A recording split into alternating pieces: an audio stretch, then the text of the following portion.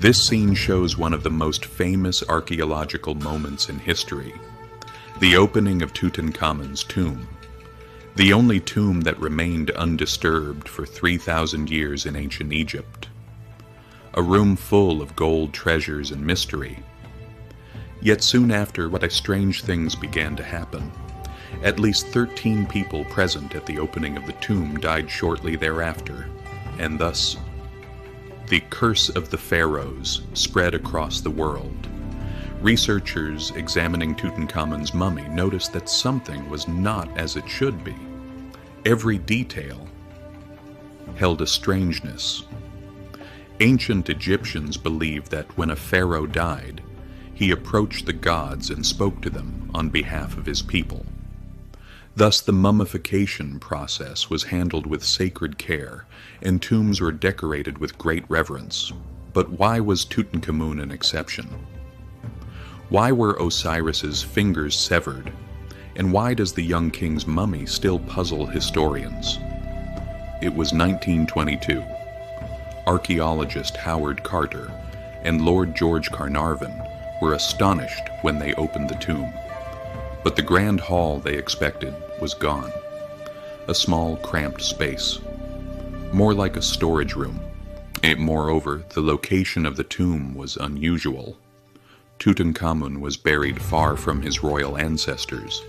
According to ancient belief, this prevented his spirit from reuniting with his family in the afterlife. Perhaps there simply wasn't enough space. But why wasn't a proper coffin even made for the pharaoh? Everything suggested that Tutankhamun had been buried in haste. He lay in 3 nested golden coffins. All represented Osiris, the god of the dead. But the middle coffin was different. Its face resembled neither the other coffins nor the famous death mask.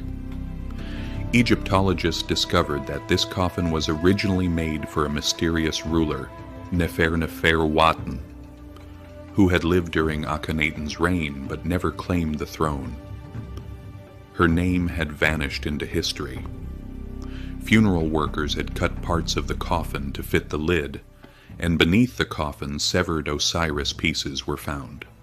In short, everything bore the mark of haste. The tomb had apparently been intended for someone else. But why did Tutankhamun die? There's no single answer. He was the child of 2 siblings inheriting genetic defects. His foot was deformed, bones fragile, immunity weak. He walked with a cane throughout his life. 350 canes were found in his tomb. He also had malaria. Yet he enjoyed riding his chariot, and perhaps his broken leg was caused by that. The strangest thing of all, his missing heart. Egyptians never removed the heart, believing it the center of the soul. Why was Tutankhamun's heart absent? The large cut along his body from hip to navel had never been seen in another mummy. When all evidence is combined, a horrifying picture emerges. The weak, sick young pharaoh mounted his chariot. He fell. The chariot turned, crushing his chest. Funeral workers tried to prepare the body quickly, but under the Egyptian sun, decomposition accelerated. The tomb was not ready. He was placed in a narrow space most rituals omitted. The cavity where his heart should have been was filled with a handful of scarab musk. 3,000 years later, archaeologists discovered that when removing the fragile mummy from the coffin, a piece of the skull broke off. Yet the oddities did not end there. Tutankhamun's body had burned. Egyptologist Chris Nainton and a team of forensic scientists conducted a virtual autopsy in the documentary The Mystery of the Burnt Mummy. The result was shocking. The king's body had burned inside the coffin. Why? Because so much oil and resin had been used in the mummification process that a chemical reaction ignited the body spontaneously.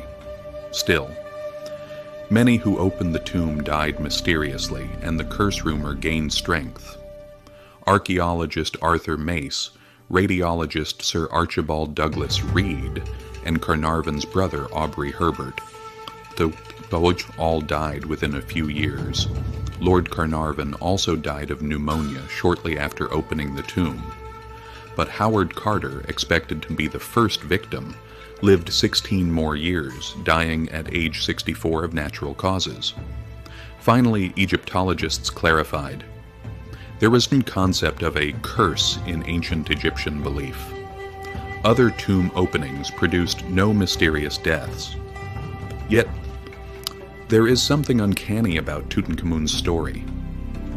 Every detail seems explainable by history, yet the tomb's walls seem to whisper a secret. Even thousands of years later, the young pharaoh's spirit seems to wait silently. Perhaps the curse never existed, but the eerie respect people felt when hearing his name, that in itself was the curse.